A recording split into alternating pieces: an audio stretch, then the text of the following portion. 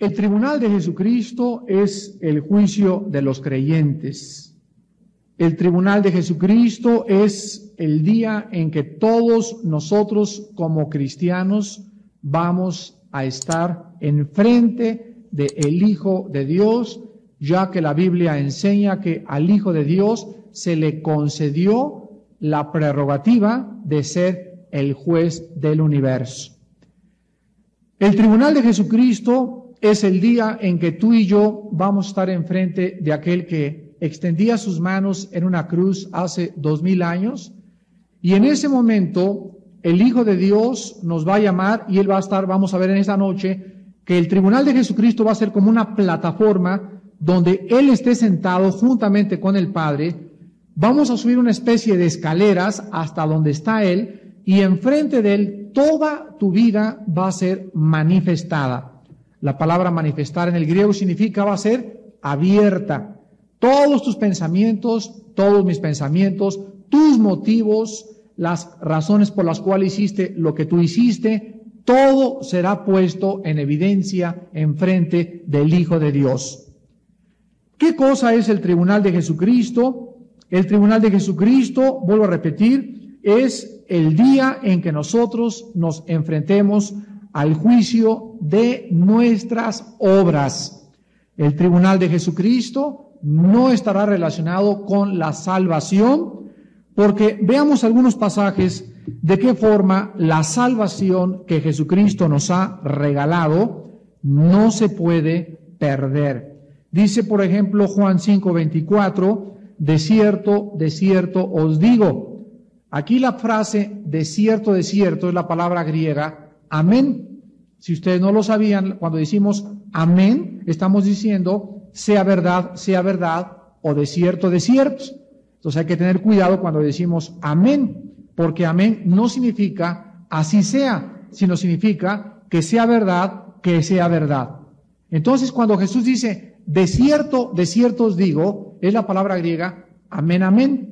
Y nosotros siempre decimos al final de la oración o cuando decimos algo amén, ¿no se han fijado? Al acabar decimos amén, Jesús lo dice al principio. O sea, Jesús dice, esto que voy a comenzar a decirles es verdad. Y así dice Jesús, de cierto os digo, es verdad, que el que oye mi palabra, Juan 5:24, y crea al que me envió, tiene vida eterna. La vida eterna es una posesión, es la palabra griega zoe, con Z, vida. Hay muchas clases de vida en la Biblia. La gente que no es cristiana tiene vida, sí, pero tiene la vida bios, que es la vida biológica, la vida animal. O sea, existe don Pancho y don Juan como existe un perro, como existe un caballo, como existe una jirafa. Tienen vida igual que el reino animal. Tienen vida los perros, tienen vida los peces, etcétera, etcétera. Pero la vida de la cual Dios habla en la Biblia es otra clase de vida. Y así como don Juan o don Pancho o don Jorge tiene la vida biológica con la cual viven y respiran, Cristo nos viene a traer la vida de Dios. Y aquí la palabra que se usa es la palabra zoe. Y Cristo nos viene a traer el zoe, la vida inherente de Dios. Y es esta vida la que nos es impartida cuando nosotros recibimos a Jesucristo como nuestro Salvador.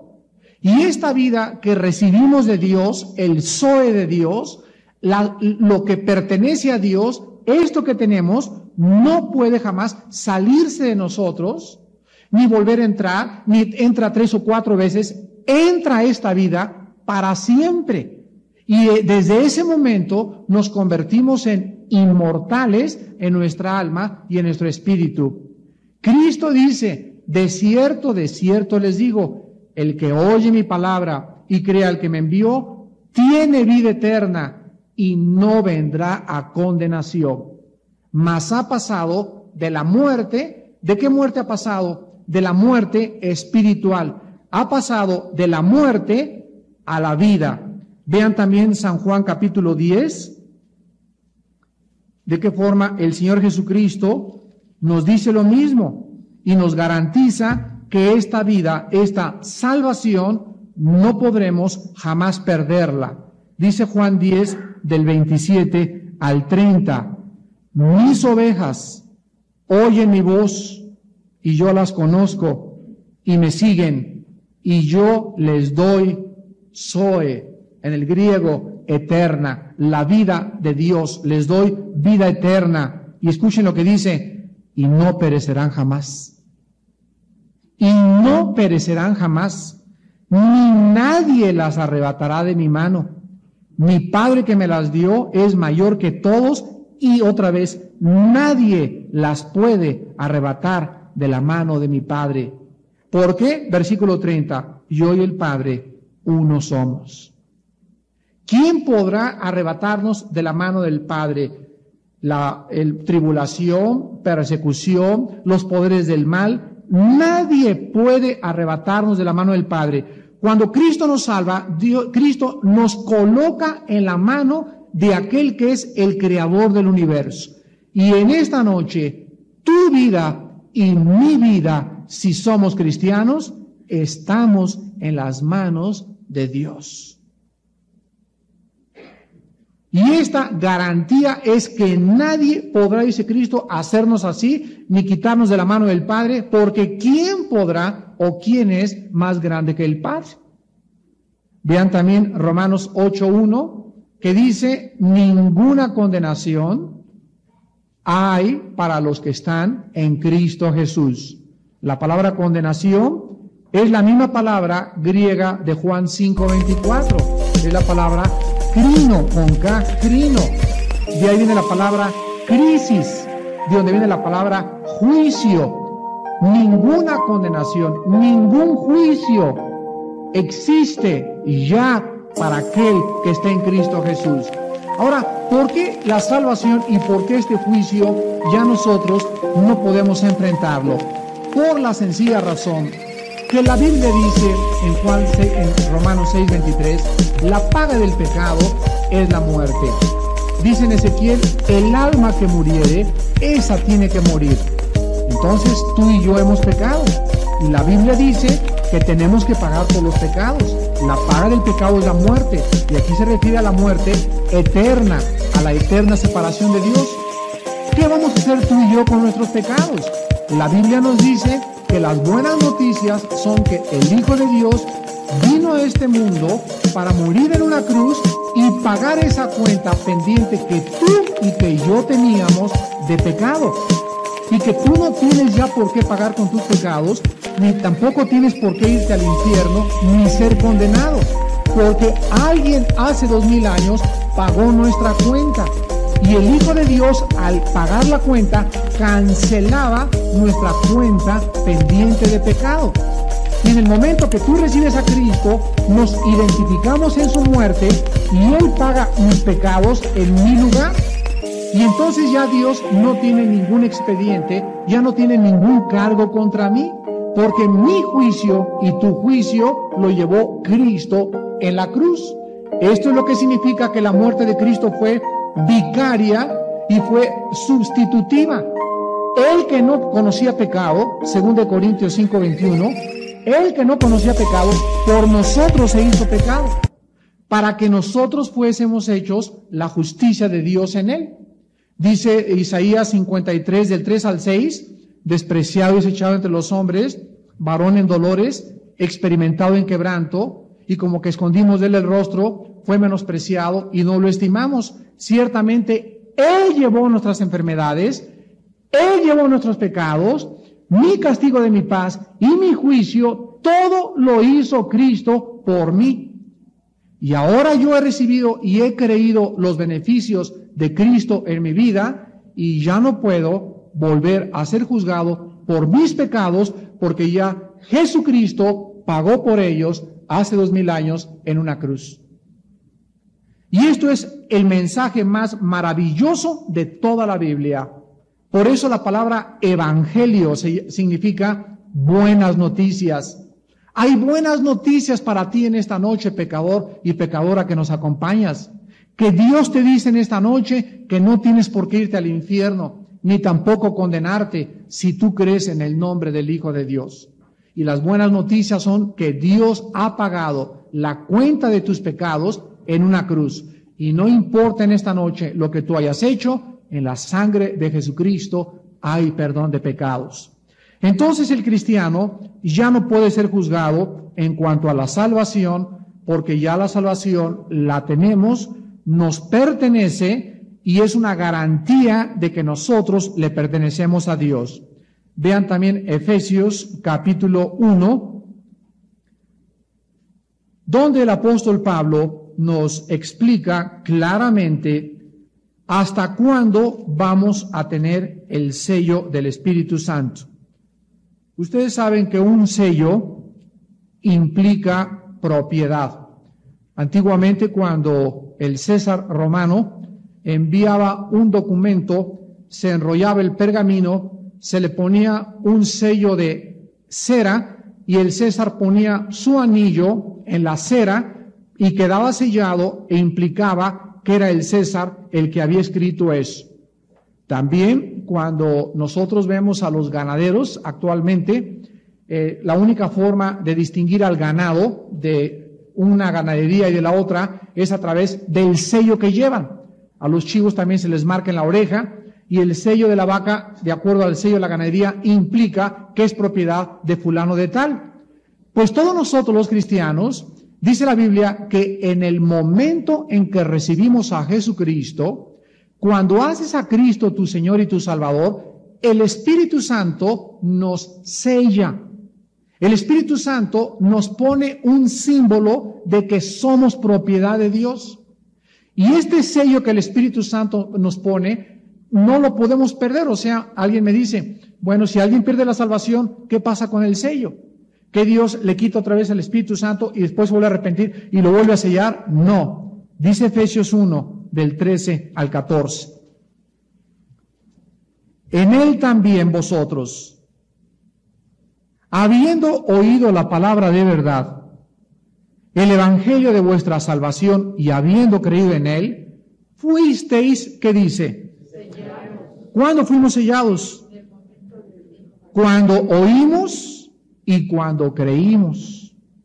¿Ya lo vieron? Cuando oímos el evangelio y la palabra de Dios y cuando creímos este mensaje, fuimos sellados con el Espíritu Santo de la promesa. ¿Qué es lo que nos promete Dios? La vida eterna. Vean el versículo 14, que es, o sea, el Espíritu Santo es las arras de nuestra herencia. La palabra arras significa garantía en el griego. El Espíritu Santo es una garantía dentro de nosotros. Ahora, ¿qué garantía es? Hasta la redención de la posesión adquirida para alabanza de su gloria. ¿Hasta cuándo nos dura el sello del Espíritu Santo? No vuelvan a leer el versículo 14.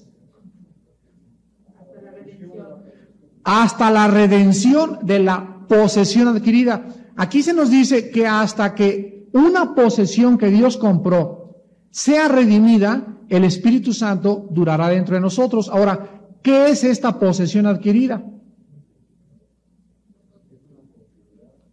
¿Cuál es? Nuestro cuerpo. Nuestro cuerpo, el Espíritu Santo ha entrado a morar dentro de nuestro cuerpo y nuestro cuerpo no ha sido aún redimido. Hemos sido redimidos espiritualmente.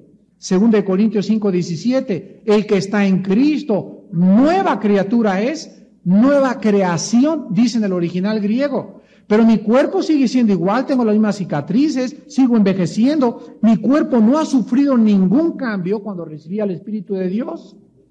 Entonces, mi espíritu ha sido creado de nuevo, ha sido redimido. Está en proceso de ser redimida mi mente. Todos los días estamos restaurando la mente. Y hasta que Jesucristo venga, mi cuerpo dejará de deteriorarse, mis células dejarán de envejecer. Hasta que Cristo venga, despertaremos a su semejanza. Hasta que el cuerpo sea glorificado, el Espíritu Santo no se saldrá de nosotros. La enseñanza de la palabra de Dios es tan transparente como el agua. Ahora veamos y analicemos un poco más detenidamente el juicio del bema. Acuérdense que la palabra bema se tradujo en 2 Corintios 5:10 y en Romanos 14:10, que son los dos únicos pasajes en el Nuevo Testamento donde se menciona la palabra el tribunal de Cristo. Y ahí, cuando se usó la palabra tribunal, es la palabra griega bema, con B grande. Veamos el significado en el griego clásico de la palabra bema. Porque si entendemos en esta noche la palabra bema, vamos a comprender el tribunal de Jesucristo. La palabra bema se usa de dos formas diferentes en la Biblia. Y la palabra bema significa literalmente una plataforma o un lugar alto donde siempre había dos clases de jueces. En primer lugar, en la primera serie que usa la palabra bema es una plataforma donde subían los reos o los condenados a enfrentarse a un juez. Y en segundo lugar, en los Juegos Olímpicos, donde los ganadores venían y subían a una plataforma para ser coronados con coronas de olivo. Entonces veamos en la primera parte de qué forma la Biblia, vean por ejemplo Mateo 27:19, que se usa la palabra bema de estas dos formas, como un tribunal o como una plataforma donde el juez premiaba a los competidores en las Olimpiadas. Mateo 27:19. En todos estos pasajes que les voy a dar aparece la palabra bema. Mateo 27:19. Y estando él sentado en el bema, en el tribunal, su mujer le mandó decir: no tengas nada que ver con este justo, porque hoy he padecido mucho en sueños por causa de él. Aquí vemos que Pilato estaba sentado ¿en dónde? En una silla, en un tribunal, donde a él le traían a las personas que iban a ser condenadas. Vean ustedes también Juan 19:13. Juan 19:13. Y dice la palabra de Dios: entonces Pilato, oyendo esto, llevó fuera a Jesús y se sentó en el tribunal, en el lugar llamado el Enlosado y en hebreo Gabata. Aquí encontramos otra vez que este tribunal era un lugar donde se sentaba el gobernador de Judea, en este caso Pilato. Vayamos al libro de los Hechos, capítulo 12, versículo 21. Hechos 12:21. Y un día señalado, Herodes, vestido de ropas reales, se sentó en el tribunal y les arengó.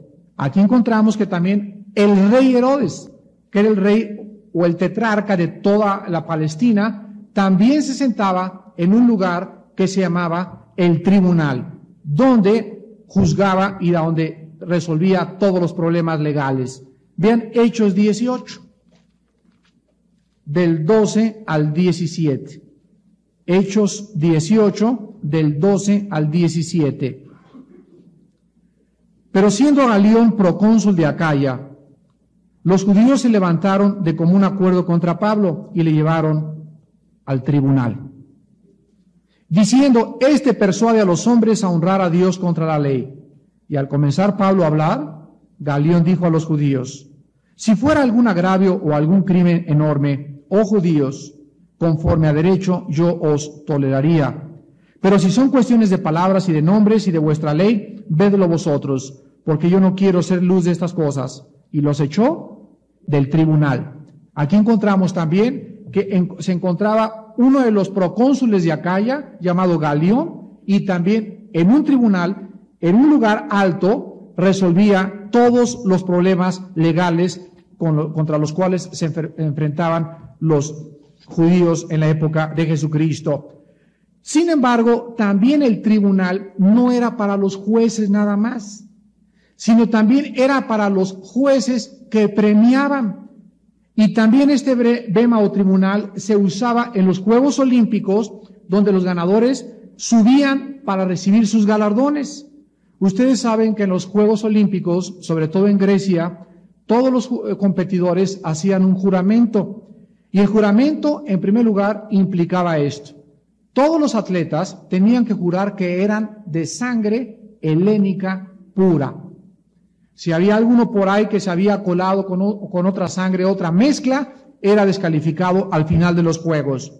En segundo lugar, tenían que jurar que nunca habían hecho nada malo durante su entrenamiento. Y en tercer lugar, que habían entrenado fielmente hasta el momento de enfrentarse con el juez.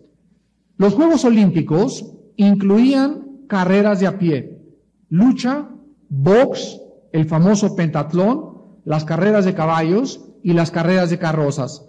Y al finalizar los Juegos, los competidores subían una escalinata y se presentaban delante de un juez que se llamaba el juez ante el bema o ante el lugar donde los iba a juzgar. Y ahí el juez les entregaba a los que habían ganado, a los que eran de pura sangre helénica y a los que no habían hecho trampa, la famosa corona de olivo. Cuando nosotros lleguemos al tribunal de Jesucristo, nadie va a llegar y va a decir, soy católico, soy protestante, soy testigo de Jehová, soy mormón. Ahí solamente van a estar los que sean de sangre pura de Jesucristo. Ahí no va a haber, soy católico y tengo esta sangre, o no, ahí no van a ver los letreros que traigamos, o bautista, o presbiteriano, o metodista, o católico, ahí no va a haber letreros ni religiones, ahí solamente van a estar los hijos y las hijas de Dios. Y cuando tú recibes a Jesucristo, comienzas a tener la sangre real del Hijo de Dios, del Rey de Reyes y del Señor de Señores. En segundo lugar, cuando estés enfrente del tribunal de Jesucristo, también vas a ser revisado si todas las cosas que hiciste durante tu vida las hiciste por motivos equivocados, egoístas o ambiciosos. Y ahí no va a haber nadie que pueda decirte, yo te defiendo, porque vas a estar enfrente de un juez que no es posible que se equivoque.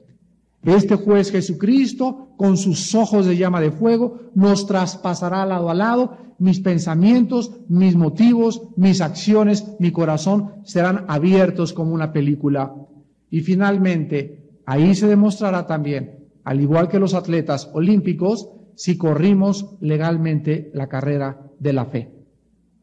Porque hay muchos en la vida cristiana que están con un espíritu competitivo, que están haciendo trampa, que posiblemente vienen a la iglesia el domingo porque quieren aparentar que son cristianos, etcétera, etcétera, quien los viera en su casa, y todas las cosas por ahí escondidas que tienes van a ser reveladas en el tribunal de Jesucristo.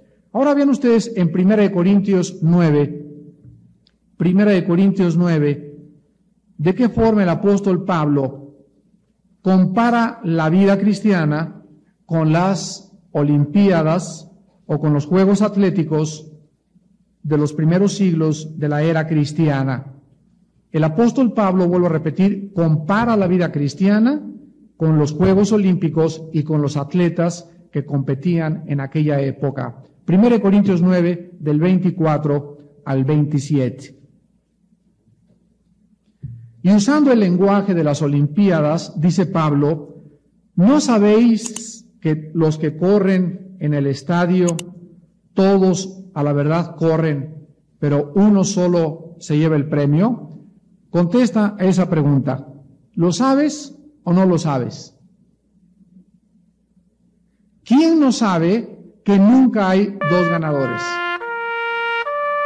En todo maratón de 100 metros, 400, 1 kilómetro, 10 kilómetros, 40 kilómetros, carreras de caballos, en cualquier competencia siempre hay un primer lugar.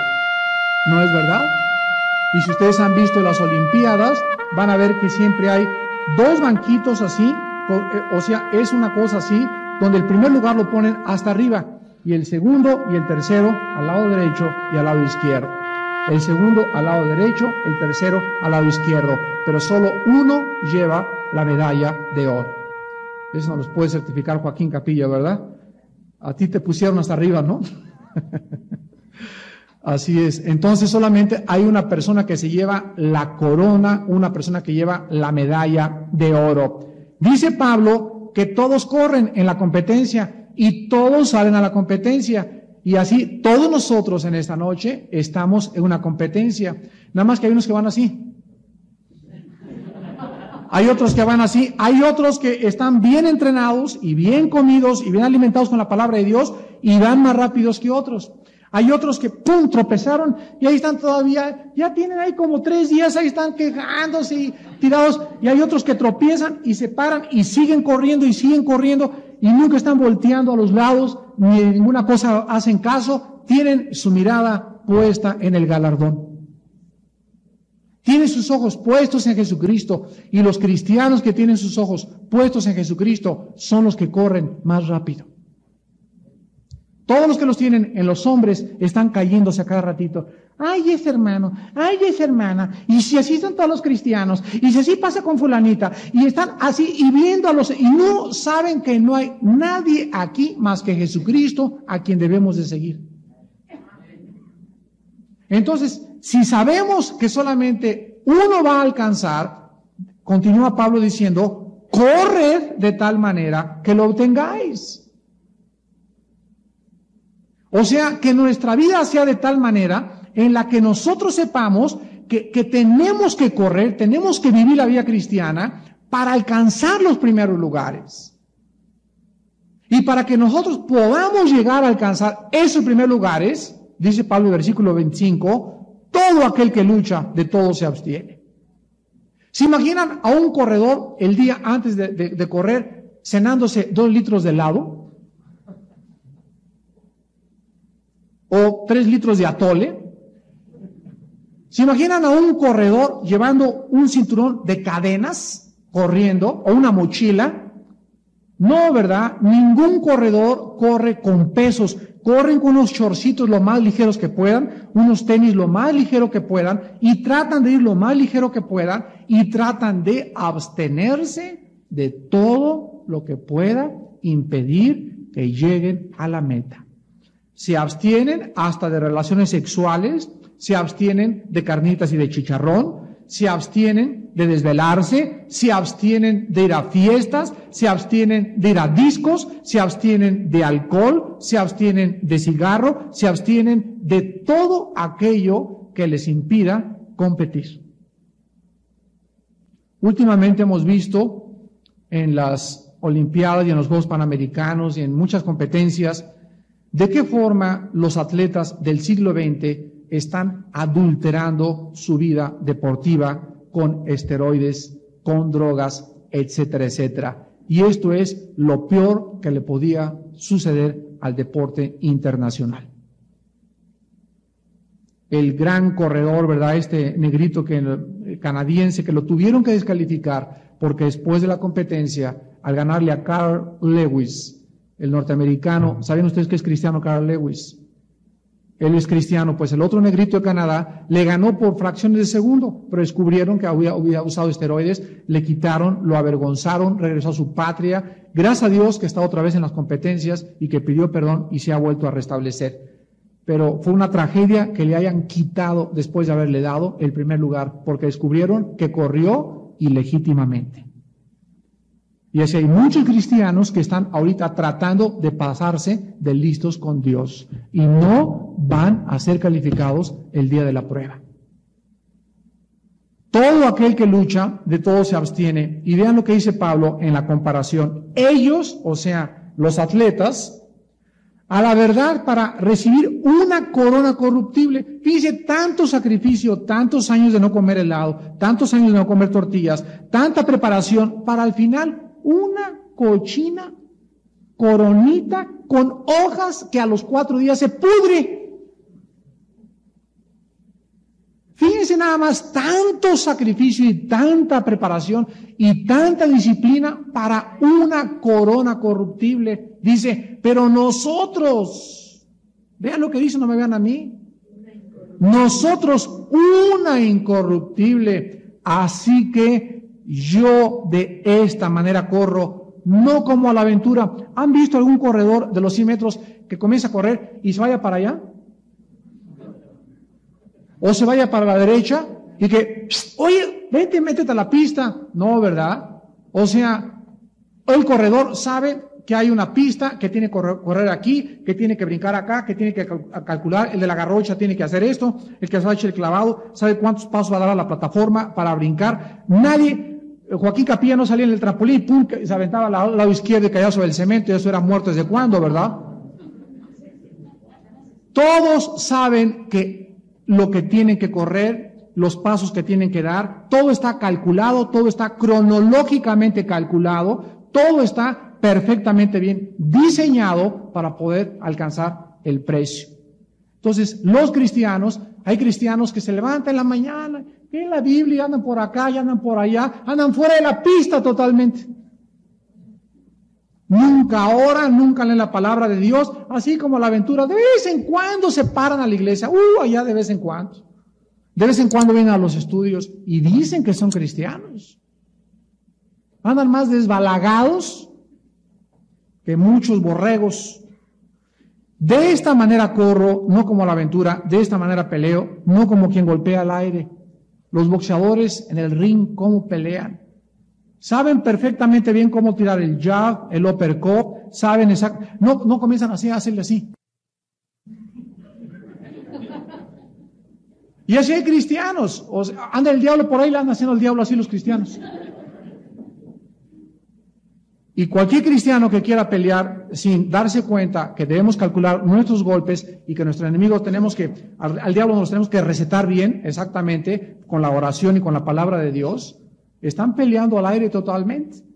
Y dice Pablo el secreto en el versículo 27. Sino que, o sea, en lugar de correr a la aventura, en lugar de no abstenerse de nada, en lugar de estar golpeando al aire, dice Pablo, sino que golpeo mi cuerpo y lo pongo en servidumbre. Aquí está una de las claves de la vida cristiana. No hay ningún atleta que se atreva a desvelarse, a comer helado, a fumar, a tomar. Jamás un atleta podrá hacer con su cuerpo lo que le da la gana. El atleta tiene que este cuerpo, y te me vas a la cama a las 9 de la noche, y te me levantas temprano, te dice el entrenador, y te vas a desayunar fruta, y vas a desayunar jugos, y nada de carnita, ni moronga, ni tacos de trompa, ni de sesos, ni quesadillas, ni nada, y no vas a andar con la barrigota así, porque hasta el agua de la alberca vas a sacar, del clavado que te avientes, ¿verdad? Y así los cristianos tenemos que aprender a entender, que dice Pablo, que si no ponemos nuestro cuerpo en servidumbre, si no ponemos nuestro cuerpo bajo una disciplina, dice Pablo en el versículo 27, no sea que habiendo sido heraldo para otros, yo mismo venga a ser eliminado. La palabra eliminado es la palabra griega adokimos con A, adokimos y con K, y significa no aprobado, sin poder ser utilizado por Dios.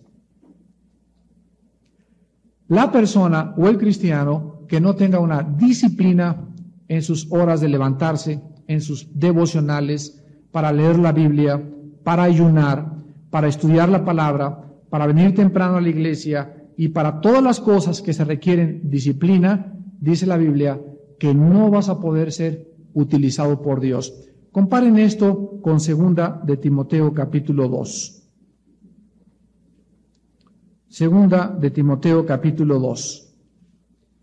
Y el apóstol Pablo, en la última carta que él escribe, que fue Segunda de Timoteo, antes de que lo metieran al circo romano, dicen, ¿verdad?, que Pablo murió en el circo romano, como mártir.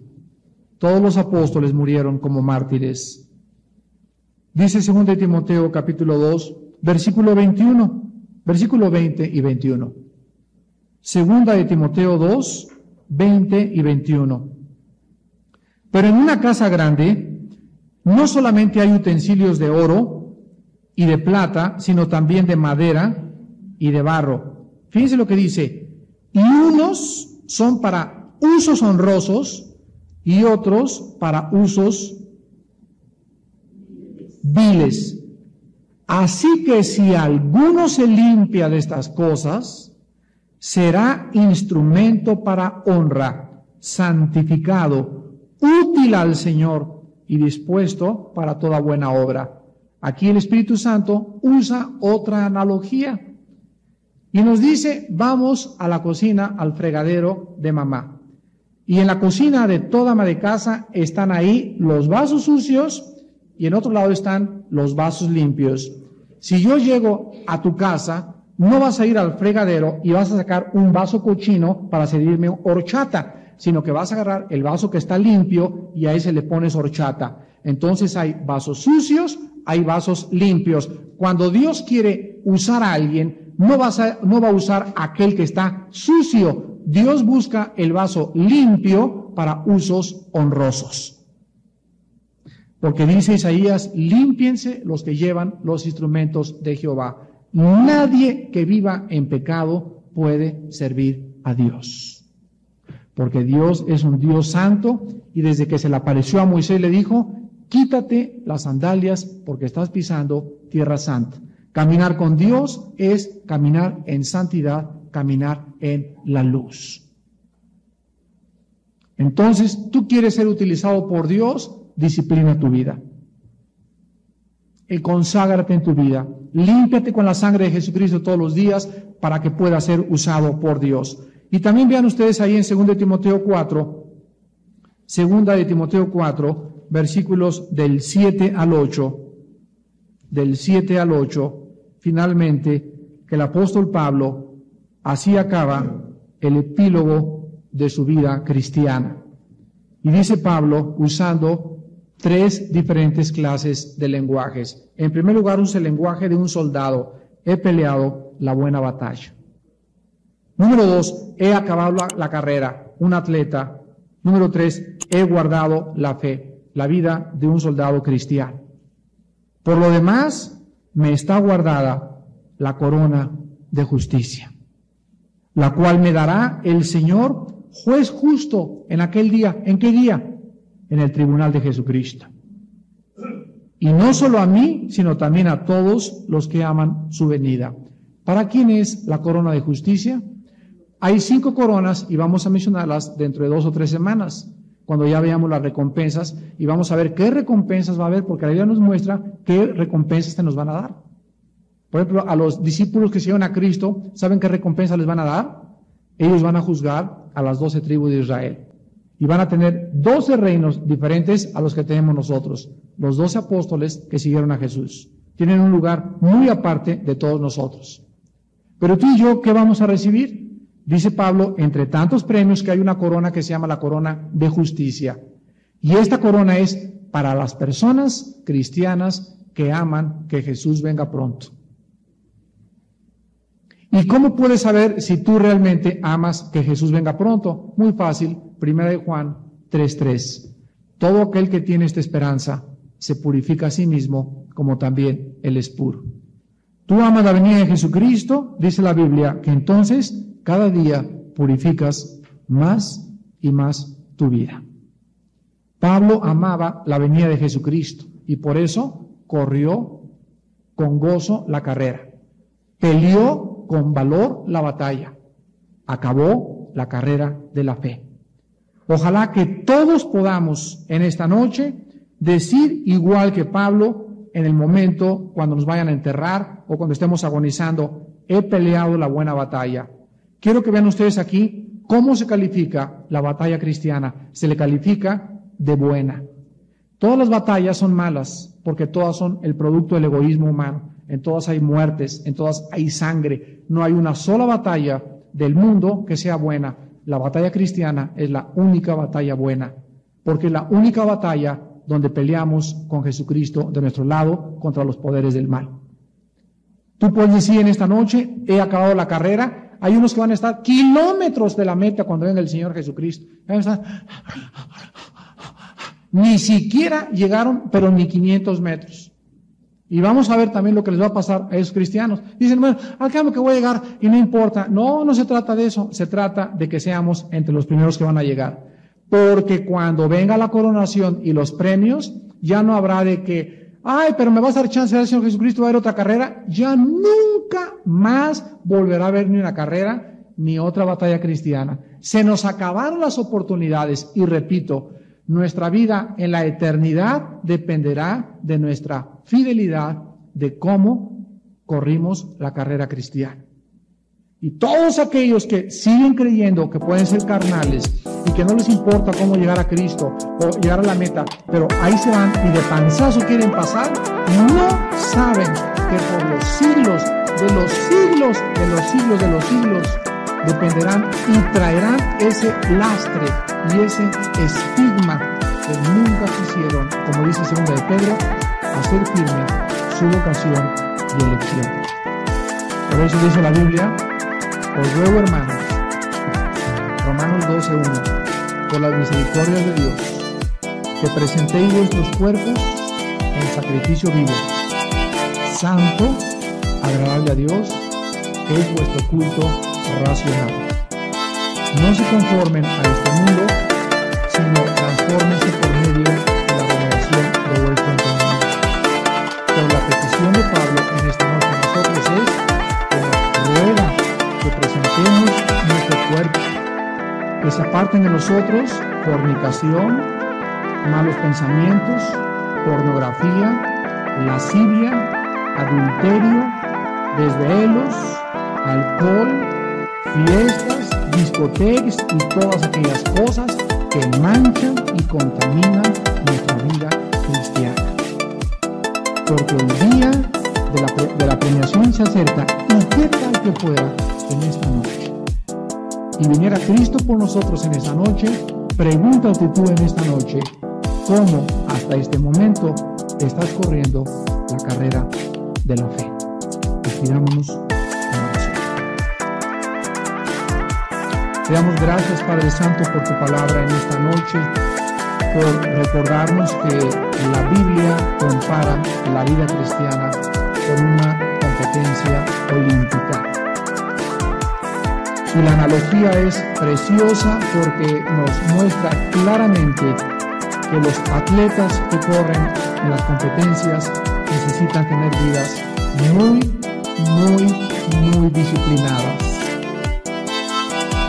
Y nos recuerdas también que la vida cristiana es como una guerra, cuando los soldados necesitan salir a la guerra con el fusil en la mano. No hay ningún soldado que salga sin casco y sin su rifle, porque inmediatamente sería muerto. Todo soldado necesita también sujetarse a un entrenamiento, y corren también, se fijan en lo que comen y sobre todo son obedientes a sus superiores. Padre Santo, te damos gracias porque nos has mostrado que necesitamos disciplinar nuestra vida. Necesitamos un momento en el día en el cual debamos levantarnos temprano y estar contigo, en comunión con Jesucristo, con tu palabra. Necesitamos recordar que nuestro cuerpo no es nuestro y no podemos comer lo que nosotros querramos. Debemos cuidarnos de tener una dieta balanceada de muchas frutas, verduras, para no enfermarnos, para estar sanos, para que tu espíritu resida en un cuerpo sano y además que sanos te servimos mejor muchas veces. Te damos gracias porque nos recuerdas también que, como los atletas, debemos cuidarnos de no desvelarnos, de tener horas apropiadas para dormir, 8 horas diarias, para que no nos enfermemos del sistema nervioso. Nos recuerdas que tenemos que hacer deporte para mantener nuestra sangre pura y nuestro sistema cardiovascular desarrollándose normalmente, limpiando nuestras arterias de tanta grasa y de tantas cosas que el mundo nos contamina. Nos recuerdas que seamos limpios de corazón, que no nos contaminemos con pornografía, con malos pensamientos, con mujeres que no es nuestra esposa, con adulterio y con cosas por las cuales la ira de Dios viene sobre los hijos de desobediencia. Sean santos porque yo soy santo, dice el Señor, y sin santidad